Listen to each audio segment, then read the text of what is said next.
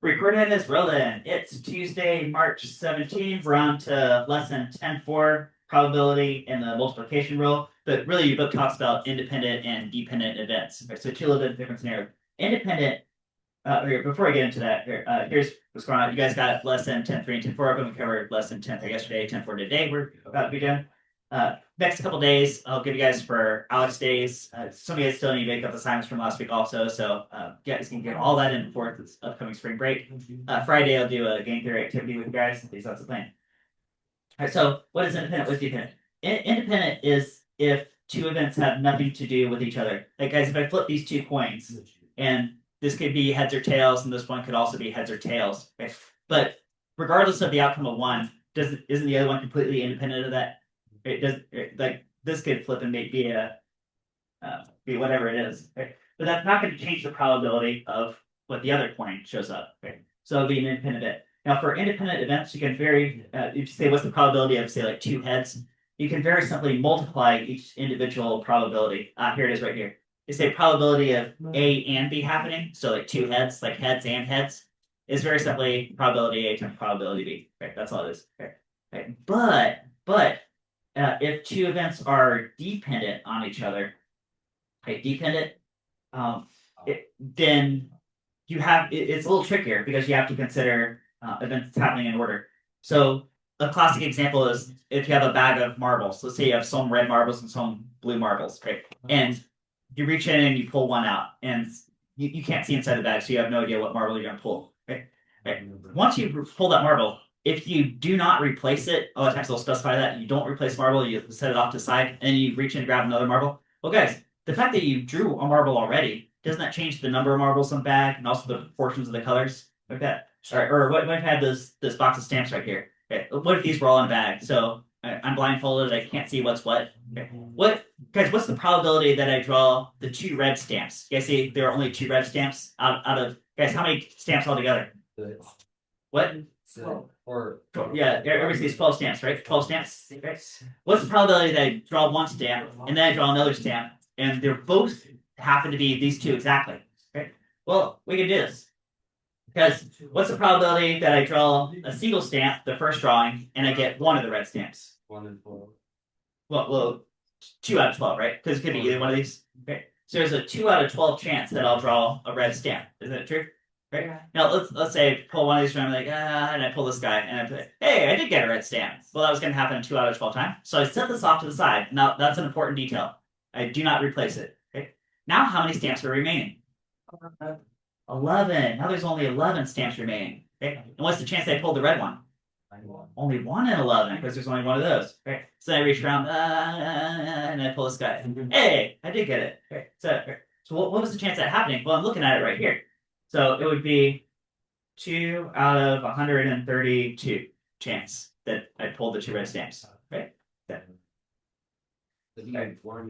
And the way your book writes that more generally, let me go back to it's right here. Right. The probability of A and B happening. Right. So I picked the first red stamp and also the second red stamp is the probability of A happening, which was the 2 and 12. Okay, multiplied by, so I got multiply right here. Okay. Okay, now here's a little funny notation. It says probability of B given A. Okay, that's how you read this in math or probability, right, is given. Okay, B given A. Okay. That's to say, event B would be I pull the only other remaining red stamp. Okay. But for that to even happen, I had to pull the first red stamp in the first place. So that's given that I already pulled the first red stamp. You see that? Yes. B given A. Okay, like that. All right, so let's do a few examples here. Here I'll do this with the guys. All right, how about number 2? This one looks real straightforward. Phyllis drops a penny in a pond, and then she drops a nickel in the pond. What is the probability that both coins land with tails showing? Okay. Now, guys, would you call that independent or dependent? How about independent? Because the second coin has nothing to do with the first coin. The nickel doesn't care what the penny did. Okay. You guys, what's the probability? So I'll say P for probability equals. Okay. What's the probability that the penny landed on tails? Yeah, 1 and 2 or 50%. Okay. And what's the probability that the nickel landed also on tails? Yeah, also 50% or 1 and 2. Okay. So probability that they both land on tails would be what? Yeah, 1 and 4. Or you could say, yeah, 25% if you like that. Right. Half of half is 25. Okay. 5%. All right, so that's an independent example. All right, let's do. Actually, I think all these examples up here, I was read this before. I think those were all independent. Let me see if I can find a dependent case. Um, you know what? I know. I like this cards one. Let's just do this cards one. Okay, number 11, cards. Okay. So a card is drawn from a standard deck of playing cards. So here, I've got cards for a visual right here. And is not replaced. Not replaced. Yeah, that's how you know this is going to be dependent. Dependent. Because once you draw one card, now the remaining deck has a different number of cards in it. Different. If then the second card is drawn. Find the probability that the first card is a jack of spades and the second card is black. So I'll say probability equals. Okay.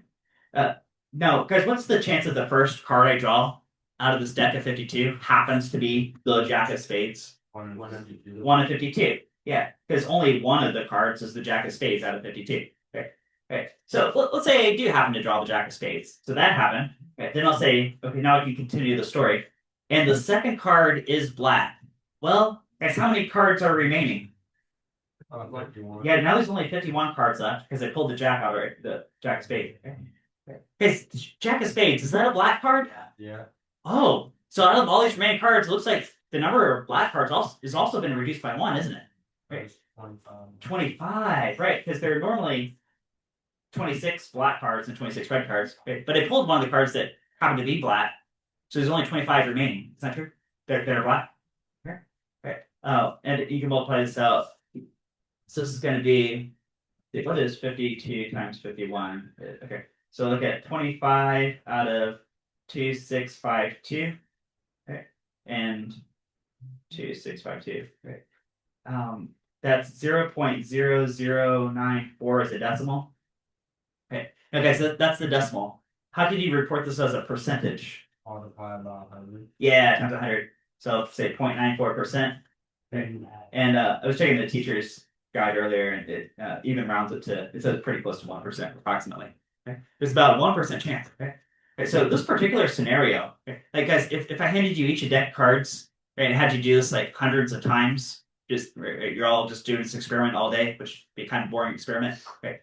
Approximately 1% of the time, this exact scenario would happen. Where you draw this card first and then followed by a black card. Yeah. Okay. Okay. Let's do one more. Okay. One do one day did a little larger video, but I like this one anyway. Because it involves a Venn diagram. So here, this is number 20. Okay. So Venn diagram. So we've got flying and driving and got all these people going on vacation. So I'll put fly in the circle.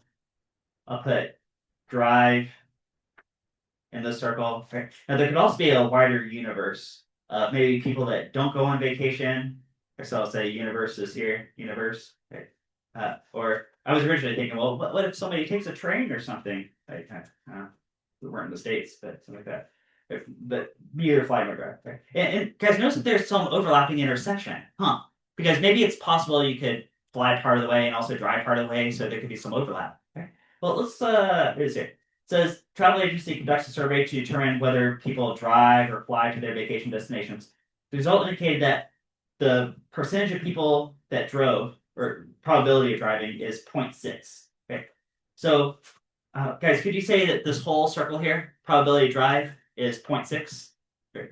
I'm going to put the whole circle as 0.6, as 0.60. Okay.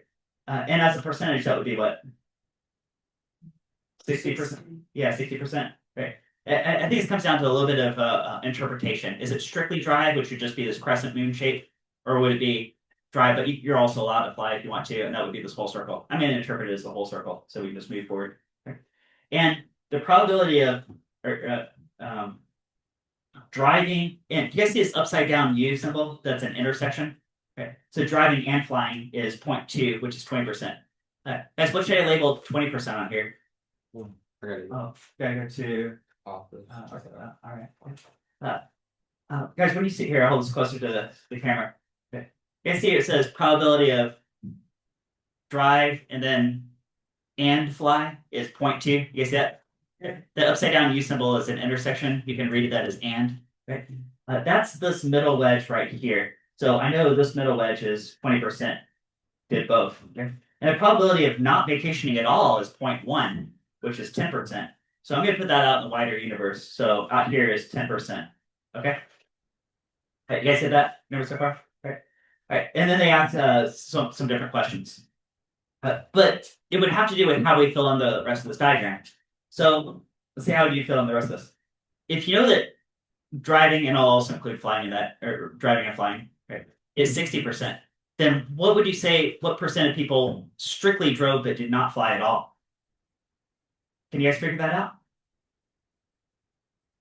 Because if 60% of people could drive or drive and fly, and 20% of people, of all the people, both drove and flew, what percent of people strictly drove? No, 40%. Yeah. Because this 40% plus this 20% adds up to the 60% of people that did any kind of driving. Right? Okay.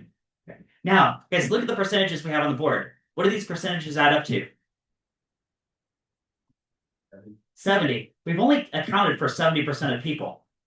But there's one last space that we haven't numbered yet. So how many people strictly flew? Has to be the other 30%, because now we've accounted for 100%. You guys see that? Right? How these could add and subtract. Right? Right. So you have these dependent events. Right? Right. You guys go with that. Let's go. All right. So here we go. Now that's that.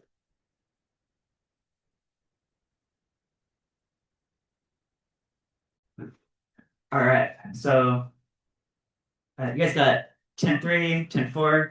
If you have any questions, call me over. Be happy to help you out. And yeah, it's all right. Last bit for spring break.